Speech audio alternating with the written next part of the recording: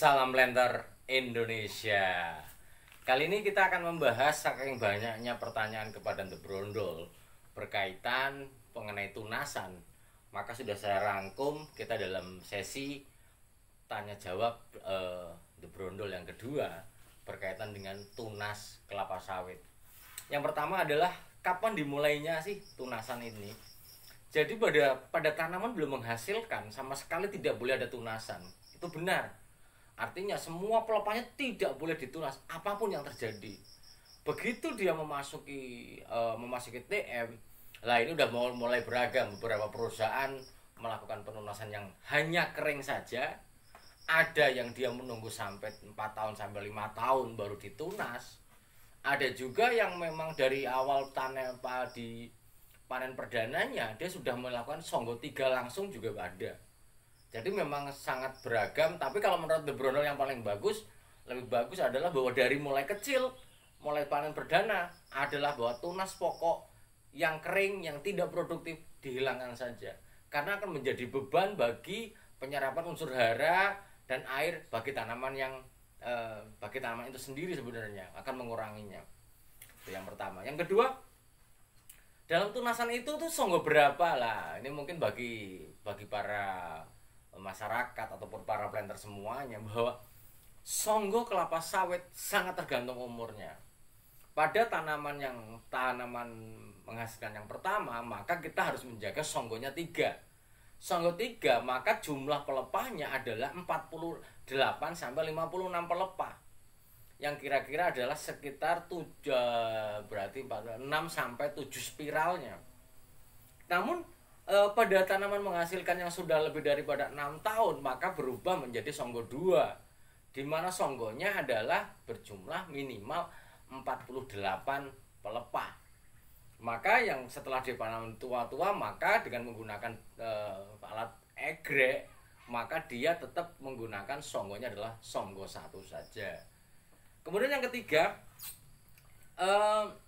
seberapa mepet sih potongannya? Mungkin video sebelum ini adalah berbicara tentang mepetnya songgo. Jadi mepet tetap mepet membentuk tapak kuda, namun jangan pernah melukai batangnya.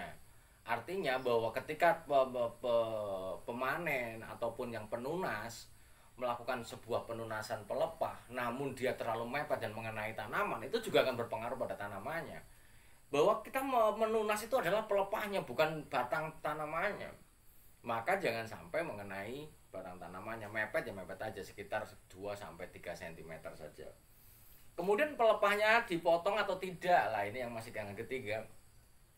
Jadi kenapa The Brondol selalu menampilkan bahwa pelepah ditata saja, tidak pernah dipotong? Memang tidak pernah dipotong, namun ada pelepah yang dipotong ketika dia adalah berada di aplikasi effluent atau di dalam kolam-kolam limbah pabrik. Begitu panen maka si pemanen wajib memotong. Jika dia menurunkan pelepah maka dia wajib memutuskan pelepahnya menjadi 3 bagian, kemudian ditata menjadi di gawangan matinya. Namun kalau dia di tanaman yang biasa-biasa, datar biasa, maka tidak ada sistem pemotongan. Nah, yang berbeda adalah sistem penataannya adalah ketika dia datar dan miring, itu beda. Kalau misalnya dialah hanya miring, maka menata pelepahnya adalah tidak tegak lurus sejajar dengan kemiringannya, tidak. Namun dia adalah harus sejajar konturnya. Jadi begitu dia miring seperti ini, maka penataan pelepah bukan seperti ini, tapi adalah dia mengikuti konturnya, supaya bahwa dia akan membantu sistem konservasi tanah kita. Jangan sampai bahwa ketika aliran permukaannya dia turun drastis jebret, kemudian pelepahnya kita biarkan seperti ini, maka ya akhirnya deras saja. Maka apalagi daerah-daerah miring yang tidak ada terasanya, daerah miring yang tidak ada tapak kudanya dan sebagainya, maka ya air yang dari atas akan melarutkan pupuk secara keseluruhan. Maka daerah bawah jauh lebih subur dibandingkan lapisan atas. Namun kalau dia dipotong dengan menggunakan pelepah, ada pelepah ditatanya adalah sejajar kontur, searah kontur, maka dia aliran permukaannya bisa dibagi-bagi sehingga tidak langsung dari atas turun ke bawah. Itu kenapa harus disusun searah konturnya. Kemudian yang keempat, bagaimana di perusahaan pembayarannya? Di dalam sistem kelapa sawit itu ada dua macam di perusahaan, yaitu adalah dengan menggunakan sistem geng tunas. Kemudian yang kedua adalah sistem terintegrasi yang dilakukan oleh pemanen itu sendiri. Lah, pemanenannya apa? Pembayaran seperti apa? Maka dibayar rupiah per pokoknya. Rupiah per pokoknya. Itu adalah sistem pembayarannya. Nanti sudah ditentukan berapa rupiah bagi si pemanennya atau si penunasnya, berapa mandornya, sudah ada ketentuannya masing-masing. Angkanya nanti kita sebutkan di belakangnya. Kemudian alat tunasan. Alat tunas itu ukurannya berapa sih itu? Jadi ukuran dodos itu kalau sentimeternya biasanya ada yang 5 sampai 15 cm. Kemudian kalau incinya, kalau ditanya biasanya ada 3 inci sampai dia 6 inci. Maka penggunaan alat tunasan adalah sesuai dengan alat panen kita yang disesuaikan. Jika kita melakukan kastrasi sanitasi, maka alat atau dodosnya adalah 4 cm atau 5 cm saja, kecil saja. Begitu kita tunas kecil, maka dodosnya juga harus kecil. Kalau misalnya dia dodosnya besar dan pelepahnya kecil, maka akan kemungkinan bahwa dodosnya akan melukai tanamannya. Ini harus kita perhatikan. Semakin besar tanamannya, pelepah semakin besar, maka dodosnya pasti akan semakin besar pastinya. Kemudian nomor 6, tunasan itu ngikuti spiral ke kanan atau ke kiri. Ke kanan dan ke kiri spiral itu adalah takdir. Jadi kita nggak tahu bahwa genetiknya itu ke kanan atau ke kiri. Dua-duanya ada.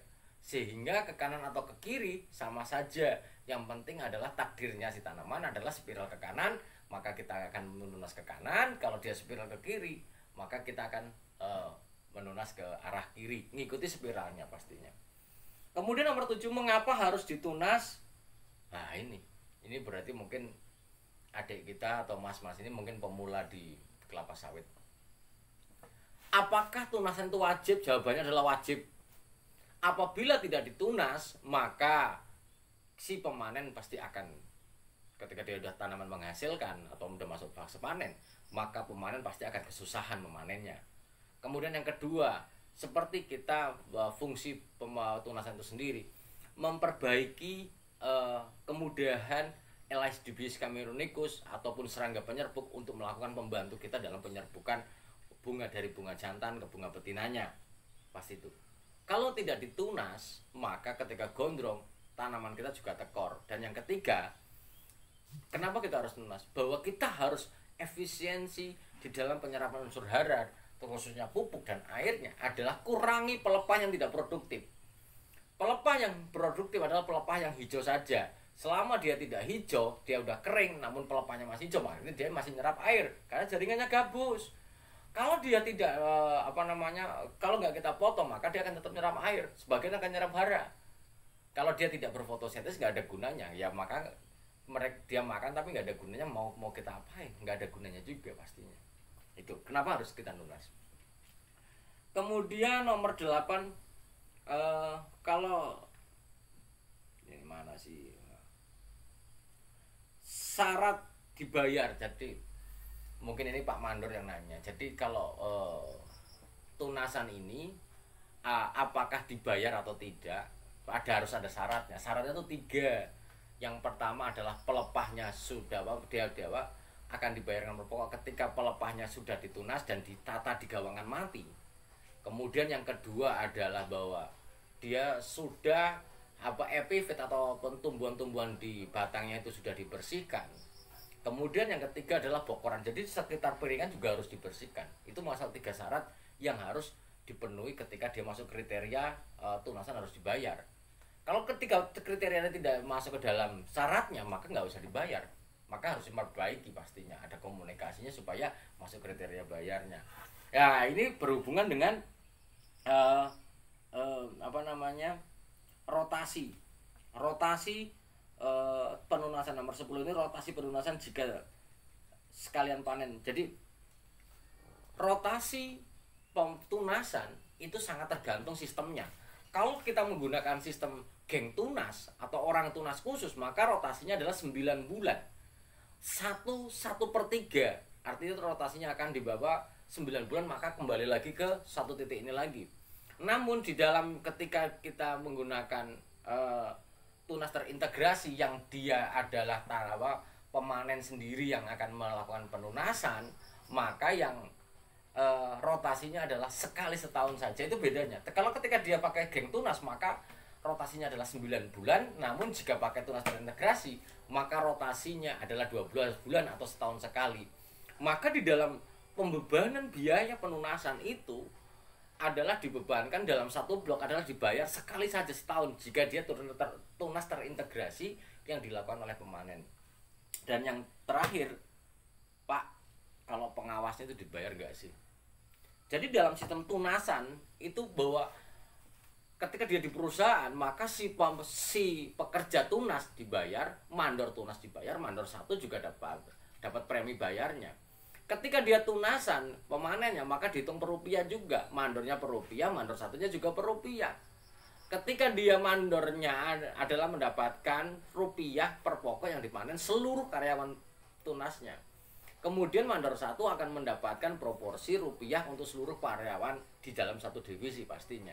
Maka yang harus kita pahami kali ini dari 10 pertanyaan ini, bahwa intinya adalah gunakan alat yang mumpuni untuk tunasan. Gunakan alat yang mumpuni untuk tunasan. Kemudian yang kedua adalah harus ada syaratnya. Maka syarat ini harus terpenuhi jika pengen dibayar. Tadi yang sudah saya sampaikan syaratnya adalah 3. Kalau tidak memenuhi syarat, maka nggak usah dibayar, ataupun harus diperbaiki dulu baru dibayarkan. Dan yang paling penting adalah bahwa pertanyaan sebenarnya mungkin mas-mas tadi yang mungkin bagi awam, tunas itu perlu. Para planter semua dan para petani semua dalam mendongkrak produksi, ya kita harus mengefisiensikan hara dan airnya. Apabila kondisinya penyerapannya kita banyak mubazir, banyak diserap oleh pelepah-pelepah non produktif, maka kita ujung-ujungnya adalah kita akan membuang-buang biaya pupuknya saja. Efisiensi penyerapan terhadap yang berpengaruh terhadap produksi pasti akan kecil sekali. Itu mungkin yang dapat saya sampaikan. Semoga bermanfaat dalam 10 pertanyaan dan jawaban tunasan. Semoga berkenan, dan apabila ada pertanyaan ataupun silahkan Anda tulis di kolom komentarnya. Terima kasih. Salam Planter Indonesia.